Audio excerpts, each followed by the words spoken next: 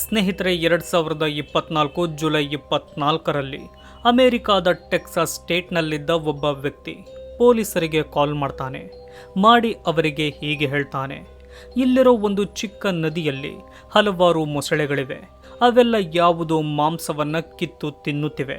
ನಂತರ ನನಗೆ ಗೊತ್ತಾಯಿತು ಅವುಗಳು ತಿನ್ನುತ್ತಿರೋದು ಮನುಷ್ಯನ ಮಾಂಸ ಎಂದು. ಕೂಡಲೇ ನೀವು ಬರಬೇಕು ಎಂದು ಹೇಳ್ತಾನೆ. ಆ ಮಾತನ್ನು ಕೇಳಿದ ಪೊಲೀಸ್ ಟೀಮ್ ಆ ವ್ಯಕ್ತಿ ಹೇಳಿದ ಜಾಗಕ್ಕೆ ಹೋಗ್ತಾರೆ. ಆತ ಹೇಳಿದಂತೆ ಮೊಸಳೆಗಳು ಮನುಷ್ಯನ ಮಾಂಸವನ್ನೇ ತಿನ್ನುತ್ತಿರುತ್ತವೆ.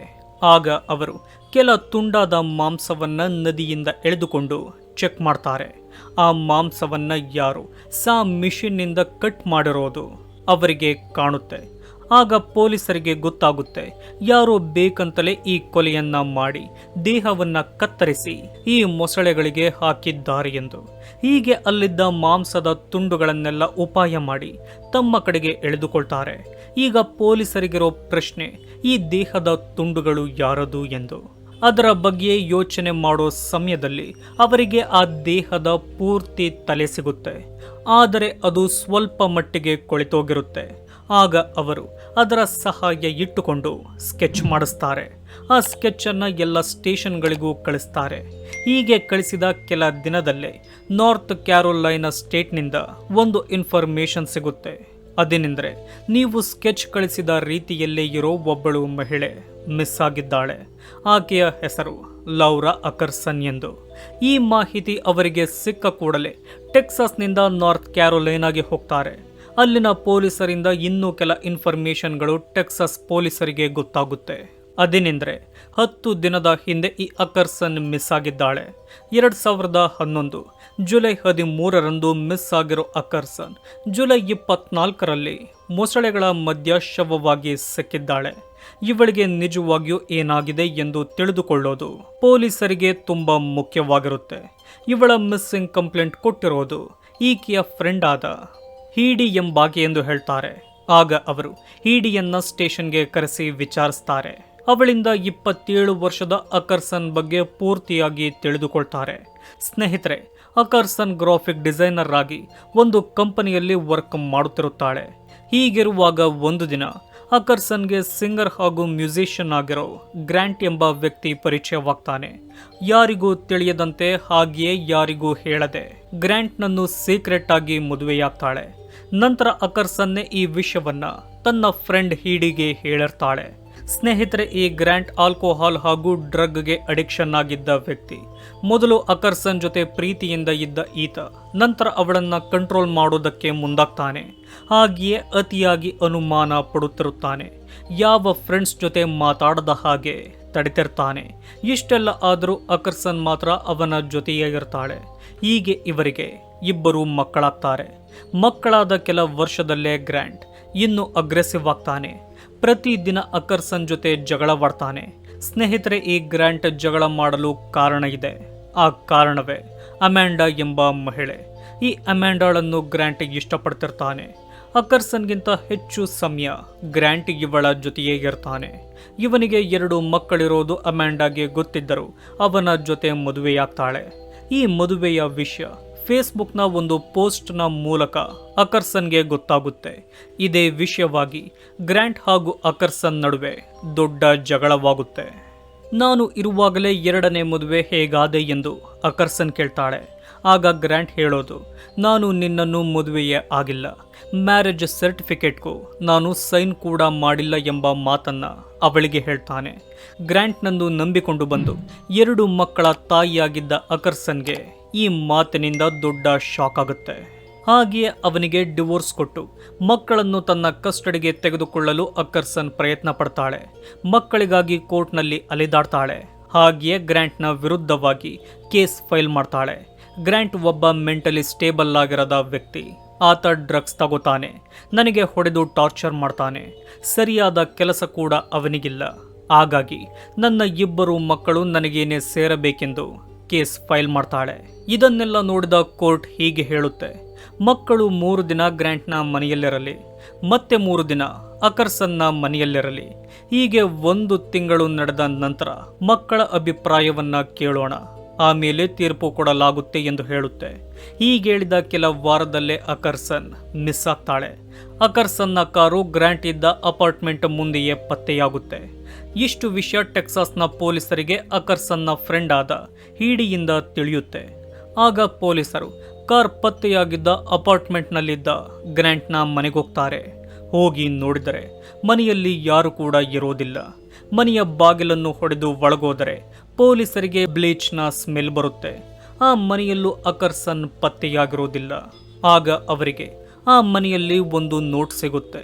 ಅದರಲ್ಲಿ ಹೀಗೆ ಬರೆದಿರುತ್ತೆ: ನಾನು ನನ್ನ ಗಂಡನಾದ ಗ್ರಾಂಟ್ನ ಬಳಿ $25,000 ತೆಗೆದುಕೊಂಡಿದ್ದೀನಿ. ಆ ದುಡ್ಡಿನ ಬದಲಾಗಿ ನನ್ನ 2 ಮಕ್ಕಳನ್ನು ಗ್ರಾಂಟ್ನ ಕಸ್ಟಡಿಗೆ ಕೊಡುತ್ತಿರುವೆ ಎಂದು ಬರೆದಿರುತ್ತೆ. ಇದು ಅಕರ್ಸನ್ನೇ ಬರೆದಿದ್ದಾಳೆ ಎನ್ನೋ ರೀತಿ ಆ ನೋಟ್ ಇರುತ್ತೆ. ಆದರೂ ಪೊಲೀಸರಿಗೆ ಅನುಮಾನ ಇದ್ದ ಕಾರಣ ಅದರಲ್ಲಿದ್ದ ಹ್ಯಾಂಡ್ ರೈಟಿಂಗ್ ಅನ್ನು ಚೆಕ್ ಮಾಡ್ತಾರೆ. ನಂತರ ಅವರಿಗೆ ಗೊತ್ತಾಗುತ್ತೆ ಇದನ್ನು ಬರೆದಿರೋದು ಅಕರ್ಸನ್ ಅಲ್ಲ ಎಂದು. ಈಗ ಪೊಲೀಸರಿಗಿರೋ ಕೆಲಸ ಗ್ರಾಂಟ್ನನ್ನು ಹಿಡಿಯೋದು. ಅವನಿಗಾಗಿ ಎಲ್ಲ ಕಡೆ ಹುಡುಕಾಡ್ತಾರೆ. ಆದರೆ ಆತ ಎಲ್ಲಿಯೂ ಸಿಗೋದಿಲ್ಲ. ಯಾವ CC ಕ್ಯಾಮ್ರಾದಲ್ಲಿಯೂ ಆತ ರೆಕಾರ್ಡ್ ಆಗಿರೋದಿಲ್ಲ.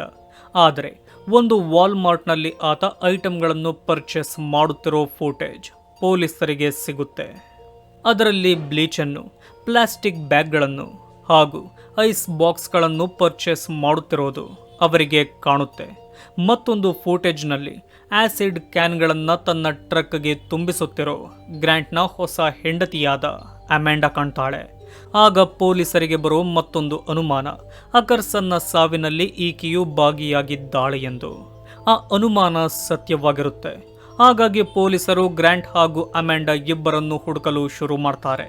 ಸತತ ಪ್ರಯತ್ನದಿಂದ ಕೊನೆಗೂ ಪೊಲೀಸರು ಟೆಕ್ಸಾಸ್ನಲ್ಲಿ ಆ ಇಬ್ಬರನ್ನು ಹಿಡಿದು ಅರೆಸ್ಟ್ ಮಾಡ್ತಾರೆ. ನಂತರ ಗ್ರಾಂಟ್ನಿಂದಲೇ ಮಿಕ್ಕ ಸತ್ಯವನ್ನ ತಿಳಿದುಕೊಳ್ತಾರೆ.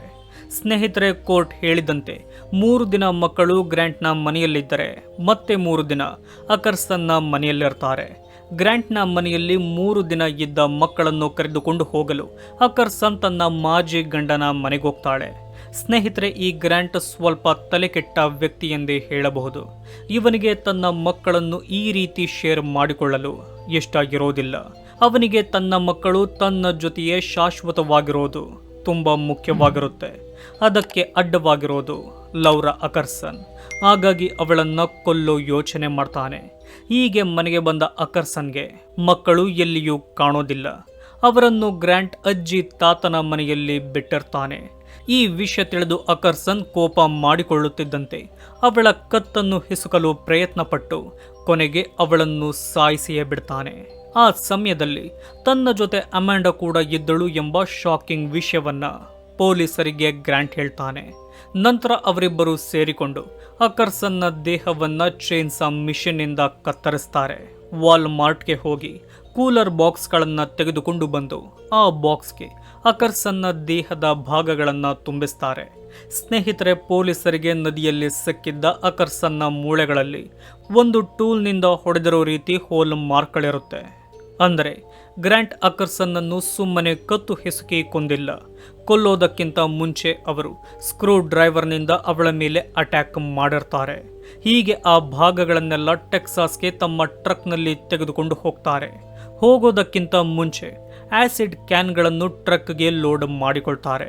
ಇವರ ಪ್ಲಾನ್ ಏನೆಂದರೆ ಅಕರ್ಸನ್ನ ದೇಹದ ಭಾಗಗಳನ್ನು ಆಸಿಡ್ನಿಂದ ಕರಗಿಸೋದು, ನಂತರ ಅದನ್ನು ಒಂದು ನದಿಗೆ ಹಾಕೋದು. ಅದಕ್ಕಾಗಿ ಅವರು ಒಂದು ನದಿಗೆ ಹೋಗಲು ಬೋಟನ್ನು ಕೂಡ ಬುಕ್ ಮಾಡಿರ್ತಾರೆ. ಆದರೆ ಆಸಿಡ್ನ ವಾಸನೆ ಅತಿ ಇದ್ದ ಕಾರಣ ಆ ಪ್ಲಾನ್ ಫೇಲ್ ಆಗುತ್ತೆ. ಆದರೆ ಅಮ್ಯಾಂಡಾಗೆ ಟೆಕ್ಸಾಸ್ನ ಯಾವ ನದಿಯಲ್ಲಿ ಆಲಿಗೇಟರ್ಗಳಿವೆ ಎಂದು ಗೊತ್ತಿರುತ್ತೆ.